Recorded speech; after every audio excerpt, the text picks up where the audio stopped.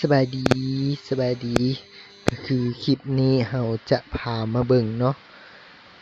รายได้จากแอปโชคไสเนาะได้จากการซื้อมูลค่าโทรและซื้อหวยหรือว่าเคลื่อนไหวค่าชำระน้ำประปาไฟฟ้าซื้อปีเครื่องบินเนาะทุกครั้งที่เรามีการเคลื่อนไหวเราก็จะได้รับเปอร์เซ็นต์คืนสำหรับเงินแนะนำในครั้งนี้เนาะ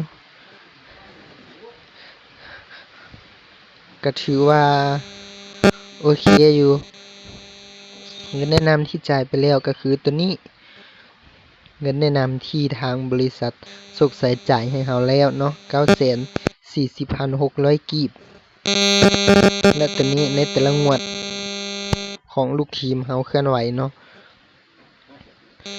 ตัวใดที่ขึ้นว่าจ่ายแล้วก็คือตัวนี้เขาจะจ่ายแล้วเพื่อนจะจ่ายให้เราแล้วเนาะสำหรับตัวใดที่ยังขึ้นตัวสีแบบนี้แสดงว่ายังบ่ทันได้จ่ายเทื่อเพราะว่าในเดือนถัดไปเนาะสำหรับผู้ใดที่สนใจอย่าลืมใส่รหัสแนะนำ6553251 เด้อรหัสนี้ถือว่าจะได้รับเงินแนะนำคืนเนาะสำหรับวิธีเปลี่ยนเลขผู้แนะนำเนาะสำหรับเฮาผู้ที่ใส่อยู่แล้วมันจะบ่ขึ้นเนาะมันจะบ่สามารถเปลี่ยนได้แบบนี้แต่ถ้าเฮาต้องการเปลี่ยนให้เฮามากดที่ว่าบันทึกหลังจากเฮากดบันทึกแล้วเนาะเห็นบ่ขึ้นมาว่าเปลี่ยนเลขผู้แนะนำหลังจากนั้นเฮาให้มาป้อนเลขแนะนำของคอยใส่6553251 เนาะใส่ตัวนี้6553251 แบบนี้แล้วก็กดบันทึกไปโอเคสำหรับอันนี้เนาะก็จะเป็นรายชื่อของสมาชิกที่เฮาแนะนำเคลื่อนไหวเนาะสำหรับรายชื่อสมาชิกที่มีการเคลื่อนไหวอยู่ในนี้ถ้าได้มาเห็นคลิปนี้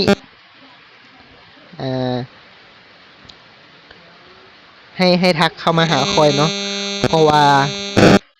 ผู้ที่คอยยังตามหาอยู่ในตอนนี้คือชื่อสมสนุกและ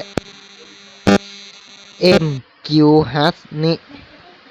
และก็ตู้ชื่อวงศาเนาะเพราะว่า4คนนี้แหละเพราะว่าคอยยัง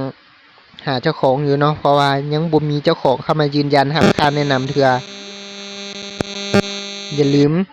ถ้าไม่เห็นคลิปนี้แล้วรู้สึกว่าแม่นรายชื่อตัวเองได้ใส่รหัสแนะนำของค่อย6553251 ให้ทักเข้ามาเลยเนาะเพราะว่าจะส่งค่าแนะนำคืนให้และค่าแนะนำทุกครั้งที่เราเคลื่อนไหวก็จะแบบนี้เนาะสำหรับทีมเฮาผู้นี้จะได้อยู่ที่ 511,900 กีบ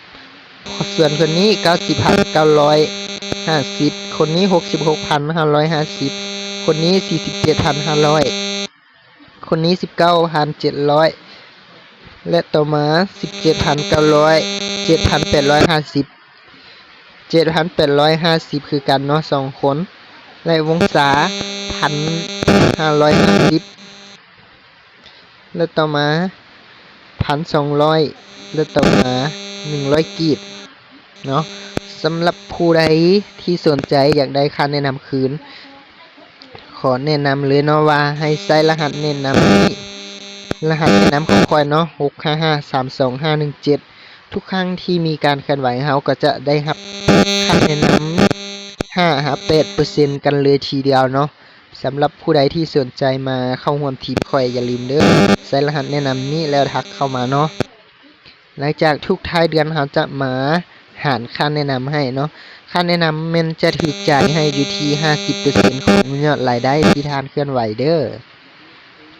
สำหรับคลิปนี้ก็จะมีสำนี้เนาะผู้ใดที่สนใจอย่าลืมทักเข้ามาเลยเด้อ